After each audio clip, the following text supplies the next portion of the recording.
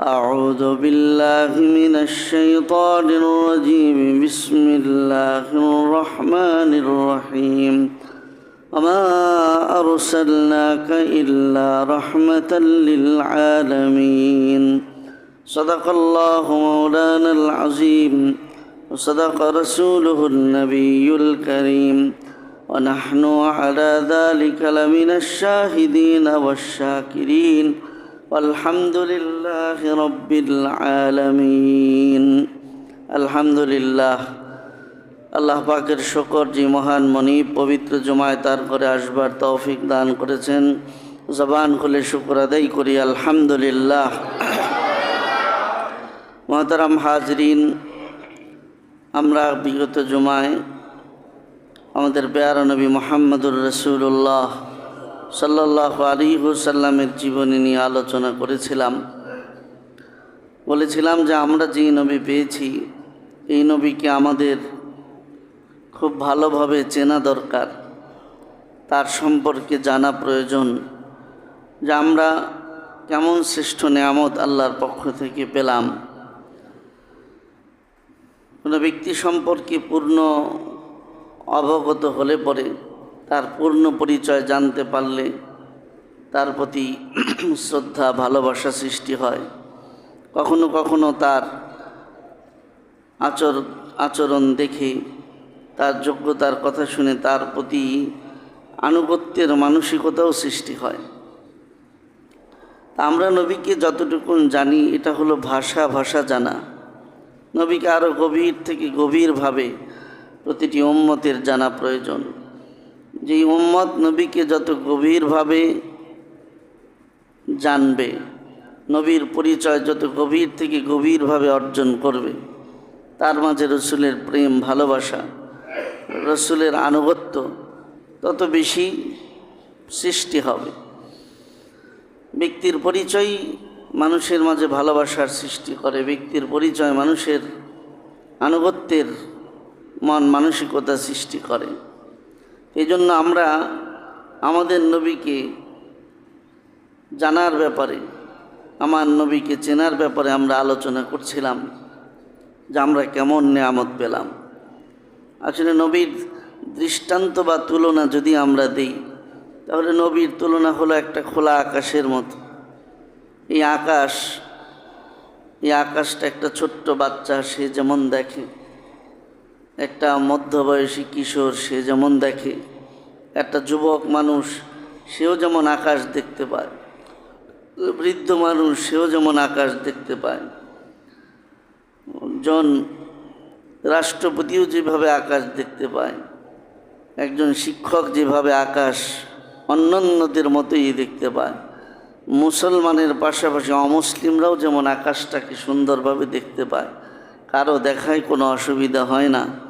ঠিক আমাদের প্যারা নবী মুহাম্মদুর রাসূলুল্লাহ সাল্লাল্লাহু আলাইহি ওয়াসাল্লাম হলেন আকাশের মতো। অর্থাৎ একজন শিশু যদি নবীর কাছ থেকে আদর্শ নিতে চায়, তাহলে আমার নবীর মধ্যে শিশুর আদর্শ আছে। কোনো যুবক যদি আমার নবীর থেকে যৌবনকাল পরিচালনা কিভাবে করবে আদর্শ নিতে চায়, একজন স্বামী তার সংসার কিভাবে পরিচালনা করবে, বিচারপতি তার বিচার কার্য কিভাবে পরিচালনা করবে, রাষ্ট্রপতি তার দেশ কিভাবে পরিচালনা করবে, সেনাপতি তার বাহিনীকে কিভাবে পরিচালনা করবে, একজন ইমাম তিনি কিভাবে ইমামতি করবেন, একজন বক্তা কিভাবে তিনি বক্তব্য দেবেন। এক কথায় সব মানুষ যেমন আকাশটাকে সুন্দরভাবে দেখে, ঠিক তেমনিভাবে সব মানুষের জন্য নবী আকাশের মতো। যেই নবীর থেকে শিক্ষা গ্রহণের জন্য যাবে, নবীকে যেই জায়গা থেকে সে দেখতে চাবে, প্রত্যেকটা জায়গা প্রত্যেকটা অ্যাঙ্গেল থেকে আল্লাহর নবী তার জন্য শুধু আদর্শ না, উত্তম আদর্শ এবং উন্নত আদর্শ হয়ে তার সামনে প্রকাশ পাবে। যার চাইতে উত্তম সুন্দর আদর্শ আর হতে পারে না। এজন্য নবীকে আমাদের পাটে পাটে চেনা জানা দরকার। আমরা গত জুমায় নবীর জন্মের পরে দুধ পান সম্পর্কে আমরা আলোচনা করেছিলাম। সেখান থেকে নবী যখন ধীরে ধীরে বড় হতে লাগলেন, নবীর শৈশবটাও কত সুন্দর করে কেটেছে। এটা আল্লাহ পাকের একটা নিয়ম এবং কানুন যে আল্লাহ পাক যাদেরকে নবী বানাবেন তাদেরকে আল্লাহ তাআলা সমস্ত গুনাহ থেকে নিষ্পাপ রাখবেন। এই জন্য আমাদের আহলুস সুন্নাহ ওয়াল জামাআতের একটা আকীদা বিশ্বাস যে সমস্ত নবীরা মাসুম এবং নিষ্পাপ, তাদের দ্বারা কখনো কোনো গুনাহ হয়নি। যদি কেউ নবীর গুনাহ আছে বলে দাবি করে তাহলে সে ঈমান হারা। নবীর মাসুমিয়ত, নবীর নিষ্পাপ হওয়া, এটা আমাদের ঈমানের একটা অংশ। তো আমরা সমস্ত নবীদের ব্যাপারেই আল্লাহ পাক গুনাহ থেকে তাদেরকে মুক্ত রেখেছেন। এ কারণে প্রত্যেকটা নবী, যদিও তারা জন্মগতভাবেই তারা জন্মের পর থেকে তারা নিষ্পাপ ছিলেন, তাদের দ্বারা কোনো গুনাহ হয়নি এবং তাদের শৈশবকাল অত্যন্ত আল্লাহ পাকের পরিচর্যায় তারবিয়তের মধ্যে কেটেছে, কিন্তু অন্য নবীর জীবন ইতিহাস ওইভাবে করে পাওয়া মুশকিল। আমার নবীর জীবনটাকে যেভাবে আমরা সহজে পাই, নবীর একদম শৈশবের প্রতিটা মুহূর্ত কিভাবে কেটেছে, নবী পৃথিবীতে আসার আগ মুহূর্তে মায়ের পেটে থাকা অবস্থায় কেমন কেটেছে, প্রতিটা মুহূর্তের ইতিহাস আল্লাহ পাক আমাদের জন্য সংরক্ষণ করে দিয়েছেন। নবীর ইতিহাসের প্রত্যেকটা অংশ আমরা পুঙ্খানুপুঙ্খানুভাবে জানতে পারি, যেটা অন্য নবীদের ক্ষেত্রে অত ডিটেলস বিস্তারিত জানা সম্ভব না। ঈসা নবীর ক্ষেত্রে যান, মুসা নবীর ক্ষেত্রে যান, জীবনের তাদের হয়তো শৈশবের 2-4টা ঘটনা পাবেন, কিন্তু বিতাফসিল একদম বিস্তারিতভাবে এ টু জেড নবীদের জীবনী শৈশবকালের ব্যাপারে খুঁজে পাওয়া মুশকিল। কিন্তু আমাদের পেয়ারা নবী মুহাম্মদুর রাসূলুল্লাহ সাল্লাল্লাহু আলাইহি ওয়াসাল্লামের জীবনের প্রতিটা মুহূর্তকে আল্লাহ পাক হেফাজত করেছেন, যে কারণে আমরা নবীর শৈশব থেকে একদম মৃত্যুর আগ মুহূর্ত পর্যন্ত প্রতিদিন কিভাবে কেটেছে, প্রতি ঘন্টা কিভাবে কেটেছে, সেটাও আমাদের জানার সুযোগ আছে সুবহানাল্লাহ, যেটা এত বিস্তারিত আর কোনো নবীর ক্ষেত্রে জানার সুযোগ নাই। তো বলছিলাম যে আল্লাহ পাক জন্মগতভাবেই সমস্ত নবীদেরকে নিষ্পাপ রেখেছেন, তাদের দ্বারা কোনো গুনাহ হতে দেননি। এ কারণে নবীদের তবিয়তকে আল্লাহ পাক রব্বুল আলামিন শরীয়ত বানিয়ে দিয়েছিলেন। নবীদের তবিয়ত অর্থাৎ স্বভাবটাই ছিল শরীয়ত। শরীয়ত মানে ইসলামীর বিধান, ইসলামী জীবন ব্যবস্থা। ইসলামী জীবন ব্যবস্থা একটা মানুষকে যেভাবে পরিচালিত হতে বলে, ইসলাম আমার কাছে যেমন জীবন চায়, আল্লাহ পাক রব্বুল আলামিন জন্মগতভাবে নবীদের স্বভাবটাকেই শরীয়তের মতো করে বানিয়ে দিয়েছিলেন, যে নবীদের স্বভাবটা, নবীদের অন্তরের চাওয়া পাওয়াটা শরীয়তের চাহিদার বাইরে কোনো চাওয়া পাওয়াই ছিল না। যেমন আমাদের শরীয়তের উপর চলতে গেলে মানে মনের সাথে, নফসের সাথে লড়াই করা লাগে, শয়তানের সাথে লড়াই করা লাগে। কত লড়াই করে তারপরে আমাদের শরীয়তের উপর আমল করতে হয়। নামাজ পড়তে দিল মনে চায় না, রোজা রাখতে দিল চায় না, ইবাদত বন্দেগী করতে দিল চায় না, কোরআন তেলাওয়াত, জিকির আজকার, তাহাজ্জুদের আমল করতে দিল চায় না, সুন্নতের পথে চলতে দিল পুরোপুরি চায় না, নফস দিবে না। কিন্তু আপনাকে যুদ্ধ করে, লড়াই করে, নফসের বিরুদ্ধে মুজাহাদা করে আপনাকে ভালো পথে আসতে হয়, শরীয়তের পথে আসতে হয়। কিন্তু নবীদের ব্যাপারটাই ছিল ব্যতিক্রম, যে আল্লাহ পাক নবীদের অন্তরটাকেই, নবীদের স্বভাবটাকেই শরীয়তের মতো বানিয়ে দিয়েছিলেন। শরীয়ত যা চায় নবীদের তবিয়ত তাই চেত, নবীদের স্বভাবের চাহিদা যা ছিল শরীয়তের চাহিদা তাই ছিল। এ কারণে নবীদের তবিয়তটাই ছিল শরীয়ত, নবীদের স্বভাবটাই ছিল শরীয়ত, যে কারণে নবীদের জন্য আরও সহজ হয়েছে যে তারা একদম জন্মের পর থেকে নিয়ে মৃত্যু পর্যন্ত একটা গুনার দাগ, একটা চুল পরিমাণ, বালির কণা পরিমাণ দাগ, গুনাহের কোনো দাগ তাদের জিন্দিগিতে আল্লাহ পাক রব্বুল আলামিন লাগতে দেন নাই। আল্লাহর নবীর ইন্তেকাল হয়ে গিয়েছিল, বাবার ইন্তেকাল তো পেটে থাকা অবস্থায় হয়েছিল। নবী দুনিয়াতে আসার 6 বছর পরে আল্লাহর নবীর মা ইন্তেকাল করেছিলেন। 8 বছর বয়সে নবীজির দাদা আবু তালিব ইন্তেকাল করলেন।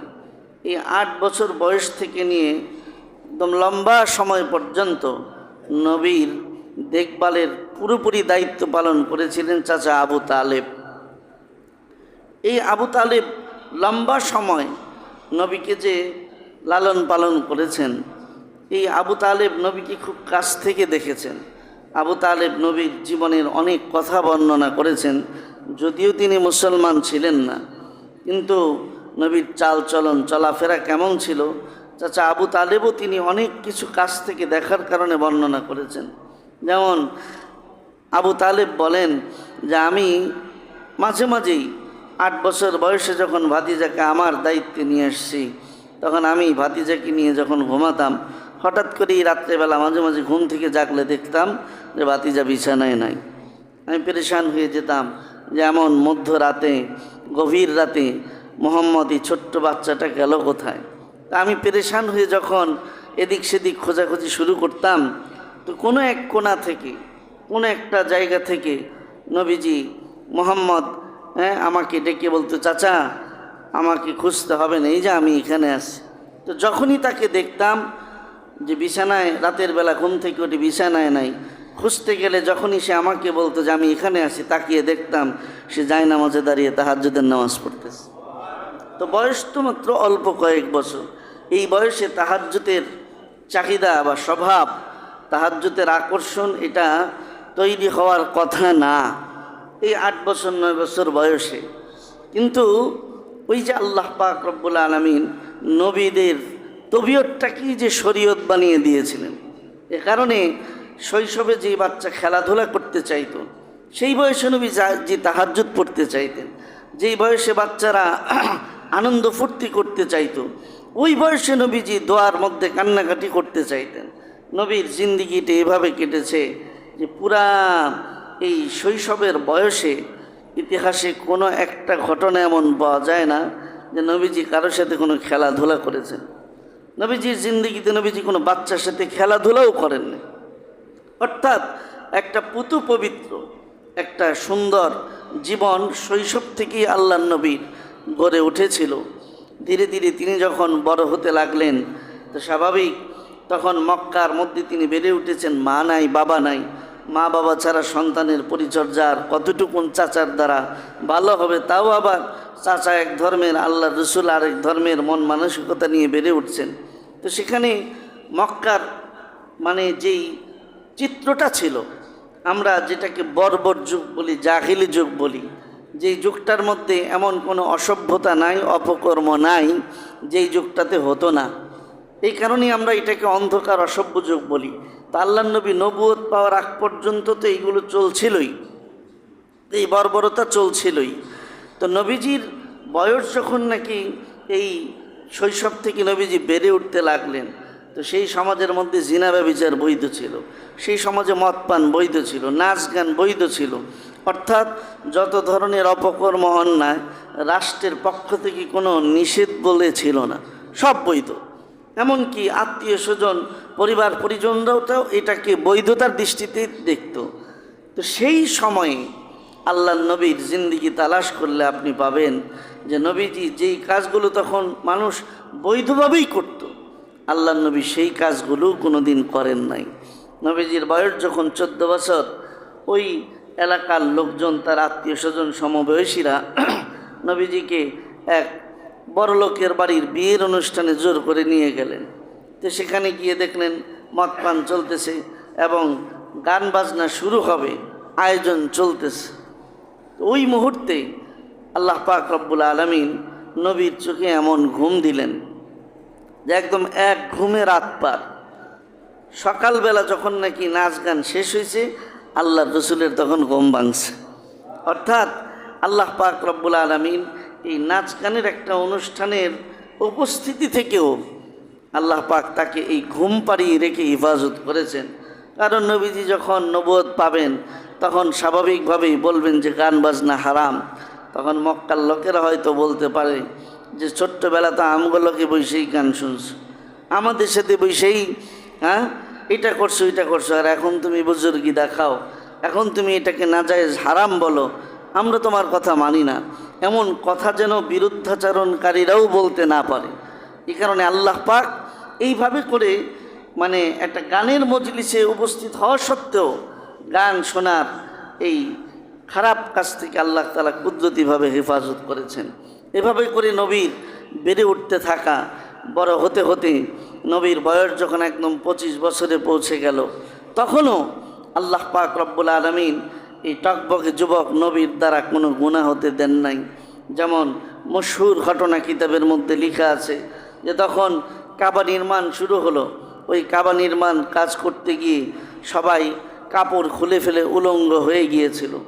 সবার যুক্তি ছিল যে কাবা ঘর এটা হলো পবিত্র জিনিস, আর আমরা শরীরের মধ্যে যে কাপড় পরে আসি, কারো কাপড় নাপাক হতে পারে, অথবা কারো কাপড়টা ভালোভাবে ধোয়া থাকলেও এটার পয়সা ইনকাম পুরোপুরি হালাল না হওয়ার কারণে এইটা পরে কাবা নির্মাণের মতো এত পবিত্র কাজ করা যাবে না। এই কারণে ওরা মানে পোশাক খুলে উলঙ্গ হয়ে কাবা নির্মাণের কাজ তারা শুরু করেছে। আল্লাহর নবী যখন সেখানে গিয়ে উপস্থিত হলেন, দেখেন নবীর দাদা পর্যায়ের, চাচা পর্যায়ের, ভাই পর্যায়ের, বন্ধু পর্যায়ের সবাই উলঙ্গ হয়ে কাবা ঘরের নির্মাণ কাজ করছে। আল্লাহর নবী তখন বললেন, আল্লাহর নবীকে তখন সবাই মিলে বলল যে ভাতিজা আসো, কাবা ঘরের এই পবিত্র নির্মাণ কাজে তুমিও শরিক হও। তো নবীজিও শরিক হলেন, কিন্তু নবীজির তো পরনে কাপড়। সবাই তখন বলে যে আমরা সবাই পরনের কাপড় খুলে ফেলছি, তুমি কাপড় পরে রাখছো কেন, তুমিও খোলো। তো নবীজি সবার অনুরোধে কিছুটা বিব্রত হলেন, কি করবেন কি করবেন না বুঝে উঠতে পারছিলেন না।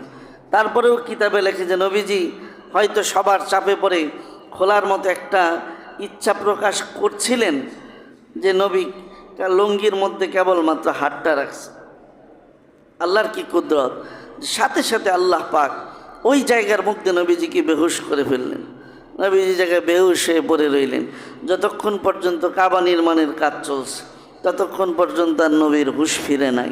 অর্থাৎ নবীর ওই সতরটা যদি তখন সবার মানে অনুরোধে খুলে ফেলতেন, সতর ঢাকা ফরজ, এইটা নবীজির যদি নবুয়ত পাওয়ার পরে তখন বলতেন, অনেকেই টিটকারি মারত, অথবা অনেকেই হয়তো বলতো যে তুমিই তো আমাদের সাথে সতর খুলেছিলা, এখন সতরের ব্যাপারে এত ওয়াজ করো। এই জন্য আল্লাহ পাক ওই বয়সে সতর খোলার মতো স্বাভাবিক একটা মানে যেটা আমাদের অনেকের সতর অনেক সময় ইচ্ছাকৃত অনিচ্ছাকৃত উলট পালট হয়ে থাকে, কিন্তু আল্লাহ পাক রব্বুল আলামিন নবীকে ওই সামান্য গুনার ছোঁয়াটাও তার দেহের মধ্যে লাগতে দেন নাই। এমন নিষ্পাপ করে নবীজিকে বড় করে তুললেন।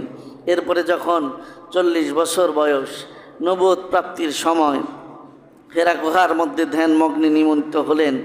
আল্লাহ পাক রব্বুল আলামিন তাকে নবুয়ত দিলেন। সেই নবুয়ত প্রাপ্তির পরে যখন নবীজি ঘরে ঘরে দাওয়াত দেওয়া শুরু করলেন, সেই দাওয়াতে মক্কার যারা কাফের মুশরিক তারা বিরক্ত হয়ে নবীজির ওপর ক্ষুব্ধ হয়ে তারা আক্রমণ চালানো শুরু করলো। প্রথমে আপোষের চেষ্টা করেছিল, কিন্তু নবীজিকে কোনোভাবে আপোষ মানাতে পারে নাই। তারা প্রস্তাব করেছিল ক্ষমতা দেওয়ার, প্রস্তাব করেছিল বাড়ি গাড়ি নারী দেওয়ার, কিন্তু কোনোভাবেই রসুলকে তারা ম্যানেজ করতে পারে নাই। শেষ পর্যন্ত তারা সিদ্ধান্ত নিল রাস্তা একটা, যে তার চাচাকে আমরা বলি, যদি তার চাচা তাকে বোঝাতে পারে তাহলে হবে, তা না হলে নির্যাতন শুরু হবে। আবু তালেবকে বলল যে তোমার ভাতিজা তোমার আশ্রয় আছে, তাকে যেভাবেই হোক নিবৃত করার চেষ্টা করো। আবু তালেব বোঝানোর চেষ্টা করলেন, কিন্তু নবীজির দৃঢ় অবস্থান দেখে আবু তালেবও শেষ পর্যন্ত বলেছিল যে যাক, তোমার কাজে আমি বাধা দিব না, তুমি তোমার কাজ করে যাও, তবে এতটুকু বলি যে আমি তোমার সঙ্গ কখনো ছাড়ব না। নবীজি সাথে পেরে না ওঠার কারণে আবু তালেবকে প্রস্তাব করলো। আবু তালেবও যখন বলল যে আমিও চেষ্টা করে ব্যর্থ, তখন তারা নির্যাতনের পথ বেছে নিল। আল্লাহর রসুলের ওপর এমন কোনো নির্যাতন নাই যেটা করে নাই। সেজদার মধ্যে নবীজি ওইখানে পচা উটের ভুঁড়ি চাপিয়ে দেওয়া হলো। তায়েফের ময়দানে গেলেন, সেখানেও এভাবে তাকে রক্তাক্ত করা হলো। মক্কার মধ্যে তাকে বিভিন্ন ধরনের জুলুম নির্যাতন, শুধু নবীজিকেই না, নবীর সাথে যে সাহাবীরা ছিলেন সাহাবীদের উপরেও কম নির্যাতন করে নাই। হজরতে বিলাল, হজরতে আম্মার ইবনে ইয়াসির, হজরতে মুসাব ইবনে উমাইর, হজরতে খাব্বাব রাদিয়াল্লাহু আনহু, তাদের উপর কি ওসমান ইবনে মাসউদ রাদিয়াল্লাহু আনহু, তাদের উপরে কি ধরনের নির্মম জুলুম নির্যাতন তারা শুরু করেছিল। কিন্তু এরপরেও নবীজি তার অবস্থার উপরে দৃঢ় ছিলেন। আল্লাহর নবী সেখানেও এত জুলুম নির্যাতনের মুখেও বাতিলের সামনে চুল পরিমাণ তিনি মাথা নত করতে সম্মত হন নাই। শেষ পর্যন্ত আল্লাহর নির্দেশে আল্লাহরই মায়া লেগে গেছে যে আমার বন্ধু আমার জন্য এই দিনের জন্য মক্কাতে এই পরিমাণ জুলুম নির্যাতন সহ্য করতেছে, ঠিক আছে এবার হিজরত হোক। যখন হিজরতের নির্দেশ এসে গেল, আল্লাহর নবী মক্কা ছেড়ে মদিনায় হিজরত করে চলে গেলেন। সেখানে গিয়ে নবীজি ইনসাফ, নবীজি আদর্শ, ভালোবাসা এবং উন্নত চরিত্রের এক দৃষ্টান্ত পেশ করলেন, যে কারণে সারা পৃথিবীতে ইসলামের জয় জয়কার শুরু হয়েছিল। সারা পৃথিবীর মানুষগুলো ইসলামের দিকে আসা শুরু করেছিল এবং সারা পৃথিবীর মধ্যেই ইসলামের দাওয়াত ছড়িয়ে ছিটিয়ে পড়া শুরু হয়েছিল নবীর এই উন্নত আদর্শের কাছে। আমার ভাইয়েরা, বলছিলাম যে কথা সংক্ষেপে কয়েক মিনিটে আমি দ্রুত টেনে টেনে কথাগুলো একদম শৈশব থেকে নবীজির নবুয়ত পরবর্তী মাদানী জীবন পর্যন্ত নিয়ে আসলাম। বুঝাতে চাইলাম যে কথা এই ছোট্ট জীবনের লম্বা এই সময়টুকুন নবীজির হায়াতে গিয়েছে। এই লম্বা হায়াতের মধ্যে নবীজির একটা গুনাহের কোনো দৃষ্টান্ত কেউ দেখাতে পারবে না। নবীর আচরণ খারাপ হয়েছে, আখলাকের বিপরীত কোনো আচরণ হয়েছে, এমন একটা দৃষ্টান্ত কেউ দেখাতে পারবে না। এরকম উন্নত চরিত্রের, এমন সুন্দর আদর্শের নবীর ব্যাপারেই আল্লাহ তাআলা তাই বলেছেন, ইন্নাকা লাআলা খুলুকিন আযীম। হে নবী, আপনাকে আমি সুমহান চরিত্রের অধিকারী বানিয়ে দুনিয়াতে পাঠালাম। আর আমাদের জন্য বললেন, লাকাদ কানা লাকুম ফি রাসূলিল্লাহ উসওয়াতুন হাসানা, তোমাদের জন্য রয়েছে এই ব্যক্তির জীবনে উত্তম আদর্শ। যদি তাকে অনুসরণ করতে পারো তাহলে তিনি যেখানে যাবেন তোমার ঠিকানাও সেই জান্নাতেই হবে।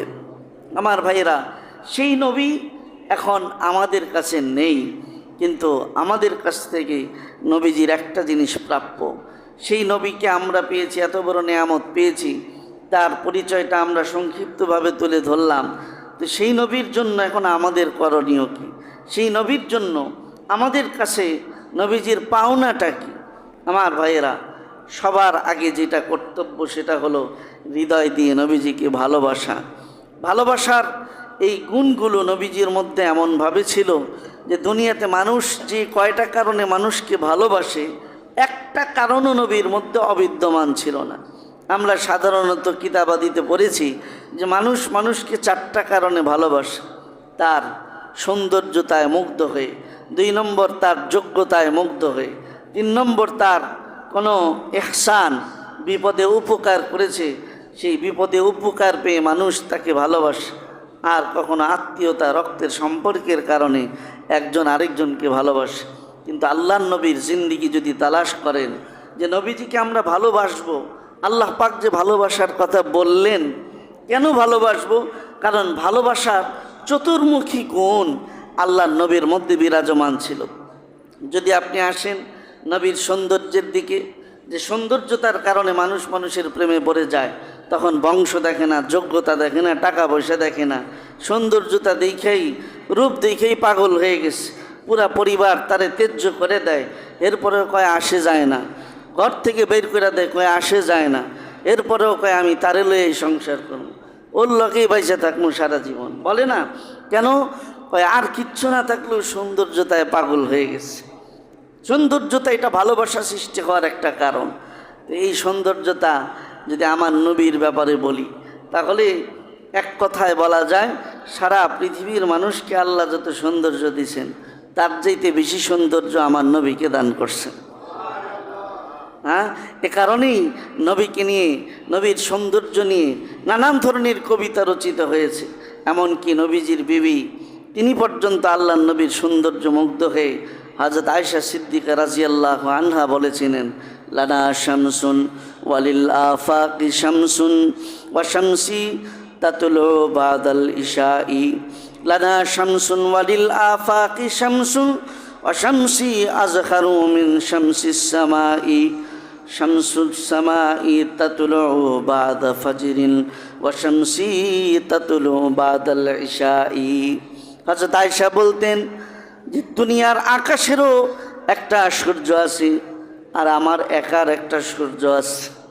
সারা পৃথিবীর মানুষের একটা সূর্য, আর আমার একার একটা সূর্য।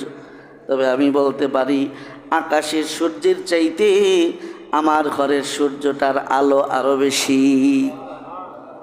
আল্লাহর রসুলের বিবি হযরত আয়েশা বলতেন, দুনিয়ার আকাশের সূর্য ফজরের পরে আকাশে উদিত হয়, আর আমার সূর্যটা ঈশান নামাজের পরে আমার ঘরের মধ্যে উদিত হয়। আমার নবী যখন ঘরে ঢুকতেন, অন্ধকার ঘরটা এমন আলোকিত হয়ে যেত যে একটা সুই পর্যন্ত যদি তালাশ করার প্রয়োজন হতো, তাহলে আলাদা কোনো বাতির প্রয়োজন হতো না। নবীর আলোয় ঘরে এমন আলো হতো, ওই আলো দিয়ে একটা ছোট্ট সুই পর্যন্ত খুঁজে বের করা যেত। আমার ভাইয়েরা, হযরত হাসান বিন সাবিত রাদিয়াল্লাহু আনহু নবীর সৌন্দর্য দেখে তিনি কবিতা বর্ণনা করেছিলেন যে আপনার মতো এমন সুন্দর ব্যক্তি আমার দুই নয়ন কোনো দিন দেখেনি। এমনকি আমার বিশ্বাস, আপনার চাইতে সুন্দর কোনো সন্তান আজ পর্যন্ত পৃথিবীর কোনো মা জন্ম দেয়নি এবং কিয়ামত পর্যন্ত দিতেও পারবে না। আহসানু মিন কালাম তারাকাত আইনি ওয়া আজমালু মিন কালাম তালিদিন নিসাউ খুলিকতা মুবাররাআন মিন কুল্লি আইবিন কাআন্নাকা কাদ খুলিকতা কামা তাশাউ। হযরত হাসান বলতেন, ইয়া রাসূলুল্লাহ, আপনার চেহারার দিকে তাকালে মনে হয় যে আপনার চেহারাটা আল্লাহ মনে হয় আপনার ইচ্ছায় বানাইছে। আপনি আরে আল্লাহকে সৃষ্টি করার সময় আল্লাহর যেইভাবে বলছেন, আল্লাহ মনে হয় আপনাকে আপনার মন মতো সৃষ্টি করে বানাইছে। কারণ আপনার পুরা চেহারা মোবারকের মধ্যে, পুরা বডির মধ্যে একটা খুঁত আমাদের দৃষ্টিতে আমরা আজও পর্যন্ত খুঁজে পাই নাই। আল্লাহ রসুল মসজিদে নববীর মধ্যে বয়ান করছেন, আর একজন ব্যক্তি মসজিদে নববীর পাশ দিয়ে যাচ্ছে, হঠাৎ করে চিৎকার করে বলে কি, কয় কেয়ামত হয়ে গেছে, কেয়ামত হয়ে গেছে। তো আরেকজন রাস্তা দিয়ে যায়, বলে এই পাগল, কেয়ামত হয়ে গেছে, কেয়ামত হয়ে গেছে, এইভাবে চিল্লাচ্ছ কেন? বলে আরে দেখো না, আকাশের সূর্য আর জমিনের মধ্যে নেমে আসছে। তো আকাশের সূর্য মাটিতে পড়ে গেছে, তার মানে কেয়ামত হয়ে গেছে। কারণ আল্লাহ তো কোরআনে বলছেই, যেদিন কেয়ামত হবে আকাশ থেকে সূর্য চন্দ্র সব খসে জমিনে পড়ে যাবে। তো সে বলে, কই, জমিনের কোথায় সূর্য পড়ল? বলে ওই যে দেখো না, মসজিদে নববীর ভিতরে সূর্য পড়ে আছে। সাহাবী তাকায় দেখে মসজিদে নববীর মেম্বরে পেয়ারা নবী মুহাম্মদুর রাসূলুল্লাহ সাল্লাল্লাহু আলাইহি সাল্লাম বসে বয়ান করতেছেন, আর আকাশের সূর্য আকাশেই আছে। সাহাবী তারে ডাক দিয়ে বলে, আরে বোকা, কিয়ামত কায়েম হয় নাই, আকাশের সূর্য জমিনে আসে নাই, আকাশের সূর্য দেখো আকাশেই আছে। আর মসজিদে নববীর ভিতরে যেই আলো দেখতে পাচ্ছ, এটা হলেন মুহাম্মদুর রাসূলুল্লাহ সাল্লাল্লাহু আলাইহি ওয়াসাল্লাম। তবে সাহাবী কসম খেয়ে বলছিলেন যে আমি আল্লাহর কসম করে বলি, ওই মুহূর্তে আমি আকাশের চাঁদ একবার দেখছিলাম, আর মসজিদে নববীর ভিতরে আমার নবীর নুরানি চেহারাটা একবার দেখছিলাম। আল্লাহর কসম, আকাশের চাঁদের চাইতে আমার নবীর চেহারাটা বেশি আলোকিত পাচ্ছিলাম। তার মানে সৌন্দর্যতার কথা যদি বলেন, তাহলে এখানে নবীর চাইতে সুন্দর আর কোনো মানুষই হতে পারে না। যদি শুধু সৌন্দর্যতার কারণেও ভালোবাসা পাওয়ার যোগ্য কেউ হয়, তাহলে সেই ভালোবাসাটা সবচেয়ে বেশি পান কে? মুহাম্মদুর রাসূলুল্লাহ সাল্লাল্লাহু আলাইহি ওয়াসাল্লাম। আপনারা বলতে পারেন ইউসুফ নবী সবচেয়ে সুন্দর ছিলেন, আল্লাহ কোরআনে বলছেন, কিন্তু না, ইউসুফ নবীর চাইতেও আমার নবী বেশি সুন্দর ছিলেন। আপনার ইউসুফ আলাইহিস সালাম, তিনি যখন নাকি রাজদরবারের মধ্যে আসলেন, আর জুলেখা রাজদরবারে আসা মহিলাদের সবার হাতে একটা করে ছুরি আর একটা করে আপেল দিয়েছিল। কোরআনের আয়াতের মধ্যে এসেছে যে ছুরি আর আপেল দেওয়া হয়েছিল। তখন এই ছুরি আর আপেল হাতে দিয়ে ইউসুফ আলাইহিস সালামকে রাজদরবারের এক মাথা থেকে ছেড়ে দিলেন।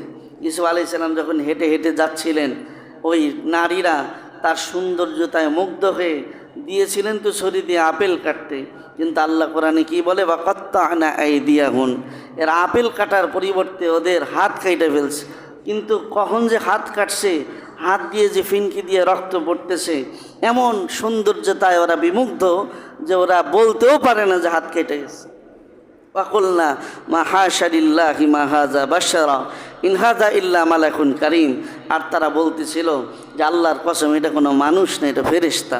এত সুন্দর আবার মানুষ হয় কেমন? তার মানে ইউসুফ আলাইহিস সালাম অনেক সুন্দর ছিলেন, কিন্তু এটার সুন্দর জবাব হযরত আয়েশা সিদ্দিকা রাদিয়াল্লাহু আনহা দিয়েছেন। তিনি সুন্দর করে বলেন, লাবাহি জুলাইখা লাউ রাআইনা জাবিনাহু লা আসারনা বিল কাতইল কুলুব আলাল ইয়াদ।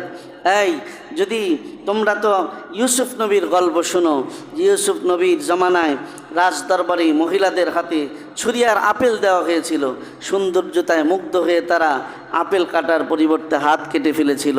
যদি ওই যুগের নারীদেরকে আমার স্বামী মোহাম্মদুর রাসূলুল্লাহ সাল্লাল্লাহু আলাইহি ওয়াসাল্লামের সামনে যদি দাঁড় করানো হতো, আর তাদের হাতে যদি এভাবে আপেল আর ছুরি দেওয়া হতো, তাহলে আমার নবীর সৌন্দর্যতায় মুগ্ধ হয়ে ওরা তো আপেল না, ওরা ওদের কলিজা কাইটা ফেলতো, তারপরেও টের পাইতো না। তার মানে আমার নবী ইউসুফ নবীর চাইতেও সুন্দর ছিলেন। হ্যাঁ, আল্লাহর নবীকে আল্লাহ তাআলা যে সৌন্দর্যতা দিয়েছিলেন, এই প্রকৃত সৌন্দর্য তো দেখার যোগ্যতা পৃথিবীর মানুষের চোখের মধ্যে নাই। এ কারণে আল্লাহ পাক আল্লাহর রসুলের সৌন্দর্যতার উপরে একটা অদৃশ্য আবরণ লাগিয়ে দিয়েছেন। ওই আবরণে আবৃত ছিল বিদায় সাহাবায়ে একরাম নবীর সৌন্দর্যতা দেখে সহ্য করতে পারতেন, কিন্তু ওই সৌন্দর্যতা পুরোপুরি প্রকাশ পেলে মানুষেরা কেউ সৌন্দর্যতা দেখে ঠিক থাকতে পারতো না, সব বেহুশ হয়ে যাইত। তার মানে সৌন্দর্যতার সর্বোচ্চ আসনে আমার নবী। তাই ভালোবাসার এক নম্বর পয়েন্ট, যদি ভালোবাসার কারণেও আর এই সৌন্দর্যতার কারণেও কেউ ভালোবাসা পায়, সেটার দাবিদার আমার নবী। দুই নম্বর যোগ্যতার কথা যদি বলি, তাহলে আমার নবীর চাইতে যোগ্য আর কি ছিল? অতীত ইলমাল আউয়ালিন ওয়াল আখিরিন। আল্লাহর নবী বলেন, সারা পৃথিবীর সমস্ত মানুষদেরকে যত এলেম দেওয়া হয়েছে, আল্লাহ আমারে একা তার চাইতে বেশি এলেম দান করছেন। হ্যাঁ, আল্লাহ পাক রব্বুল আলামিন একা তার চাইতে বেশি এলেম দান করছেন আমার নবীকে। সুতরাং নবীর চাইতে যোগ্য আর কেউ নেই, নবী সবার চাইতে বেশি যোগ্য। তো যোগ্যতার কারণেও যদি ভালোবাসা পায়, হ্যাঁ, তাহলে সেটাও আমার নবী সবচেয়ে বেশি পাওয়ার যোগ্য। এরপরে আসেন নওয়াল, ইহসানের কথা যদি বলি, বিপদের সময় আপনা ভাই আপন লোকরাও অত উপকার করে না, মাঝে মাঝে দূরের লোকরাও এমন উপকার করে, তখন আপন ভাইয়ের চাইতেও তার প্রতি বেশি মহাব্বত তৈরি হয় অন্তরে, যে এই লোকটা বিপদে আমার পাশে দাঁড়াইছে, আমার ভাইও এইভাবে দাঁড়ায় না, ভালোবাসা তৈরি হয়ে যায়। তো এটাকে বলা হয় ইহসান।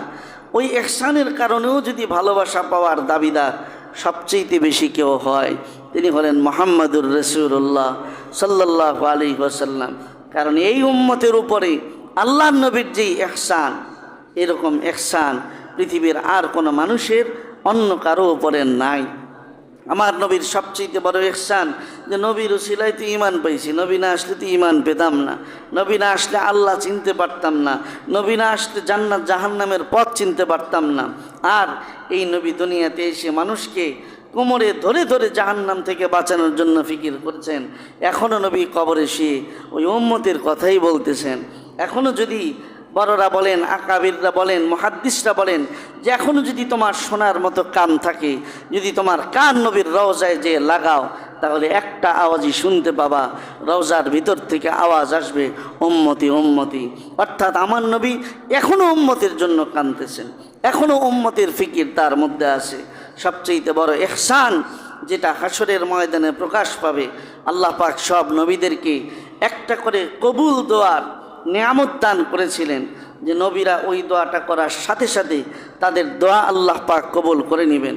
একটা দোয়ায়ে মুস্তাজাব, একটা কবুল দোয়ার সুযোগ আল্লাহ তাআলা সব নবীকে দিয়েছেন। কিন্তু দুনিয়াতেই সব নবী তাদের ওই কবুল দোয়াকে কাজে লাগিয়ে ফেলেছেন। এমন কোনো নবী নাই আদম থেকে নিয়ে ঈসা নবী পর্যন্ত যারা তাদের ওই দোয়ার পাওয়ারটা দুনিয়াতে খরচ করেন নাই। কিন্তু একমাত্র নবী, একমাত্র ব্যক্তি আমার আপনার পেয়ারা নবী মুহাম্মদুর রাসূলুল্লাহ সাল্লাল্লাহু আলাইহি ওয়াসাল্লাম। নবী বলেন, লিকুল্লি নাবিয়্যিন দাওয়াতুন মুস্তাজাবা, হ্যাঁ, ওয়া কুল্লু নাবিয়্যিন ইখতাবা। আল্লাহ পাক রব্বুল আলামিনের নবী বলেন যে আল্লাহ তাআলা সব নবীকে একটা কবুল দোয়ার যোগ্যতা দিয়েছেন, আর সব নবী তাদের ওই দোয়াটাকে দুনিয়াতে কাজে লাগিয়েছেন। কিন্তু আমি আমার ওই দোয়াটাকে ইখতাবাতু দাওয়াতি লিশাফাআতি ইয়াউমাল কিয়ামা, আমি আমার ওই দোয়াটাকে রিজার্ভ করে রেখে দিয়েছি। হাসরের ময়দানে আমার উম্মত যখন জাহান্নামী হবে, তখন আমি আমার ওই কবুল দোয়াটা কাজে লাগাইয়া ওই দোয়া দিয়া আমি আমার উম্মতদেরকে টাইনা টাইনা জান্নাতে নিয়ে যাব। নবী দুনিয়াতে চাওয়ার মতো অনেক প্রয়োজন ছিল, নবী ওই দোয়াটাকে কাজে লাগানোর মতো অনেক মুহূর্তের মধ্যেও নবীজি পড়েছেন, কিন্তু উম্মতের চিন্তায় ওই দোয়াকে কাজে লাগান নাই। অতএব নবী যেই নিজের কথা চিন্তা না করে উম্মতের চিন্তায় দোয়াটাকে দুনিয়াতে খরচ করলেন না, ওই দোয়া আমাদের জন্য রেখে দিলেন, আর আমাদেরকে সেই দোয়া দিয়ে আল্লাহ পাকের জাহান্নাম থেকে জান্নাতে নিয়ে যাবেন। এর চাইতে বড় ইহসান আর কি হতে পারে? অতএব ইহসানের কারণেও যদি ভালোবাসার পাত্র কেউ হয়, তাহলে সর্বোচ্চ দাবিদার মুহাম্মদুর রাসূলুল্লাহ সাল্লাল্লাহু আলাইহি ওয়াসাল্লাম। সর্বশেষ আত্মীয়তার সম্পর্কের কারণেও মানুষ মানুষকে ভালোবাসে। আল্লাহ কোরআনে বলেন, আন-নাবিয়্যু আউলা বিল মুমিনিনা মিন আনফুসিহিম ওয়া আজওয়াজুহু ওয়া উম্মাহাতুহুম। আল্লাহ তাআলা বলেন, তোমাদেরকে যে নবী দিয়েছি, তোমাদের নবী তোমাদের নিজের জানের চাইতে, এমনকি তোমার মায়ের চাইতেও বেশি কাছের, বেশি নিকটাত্মীয়। কেমনে? কয়, মায়ের সাথে হলো আমার জিসমানি সম্পর্ক, দেহের সম্পর্ক, আর নবীর সাথে হলো উম্মতের আত্মার সম্পর্ক। আত্মার না থাকলে দেহের কোনো দাম থাকে না, দেহ আছে তো আত্মার দাম আছে, আত্মা নাই তো দেহর দাম নাই। মায়ের সাথে হলো দেহের সম্পর্ক, আর নবীর সাথে হলো আত্মার সম্পর্ক। তা আত্মার আত্মীয়তা বেশি নাকি দেহের আত্মীয়তা বেশি? আত্মার আত্মীয়তা বেশি। এই জন্য আল্লাহ পাক বললেন, তোমার মায়ের চাইতেও দুনিয়াতে সবচেয়ে আপন তো মা, মায়ের চাইতেও বেশি আপন, বেশি কাছের আত্মীয় হলো তোমার নবী। কারণ নবীর সাথে তোমার আত্মার সম্পর্ক, রুহানি সম্পর্ক। অতএব চারোদিক থেকে নবী ভালোবাসা পাওয়ার সর্বোচ্চ দাবিদার। এ কারণে আল্লাহ পাক বলে দিয়েছেন, যদি আমার ভালোবাসা পেতে চাও তাহলে আমার নবীরে ভালোবাসো।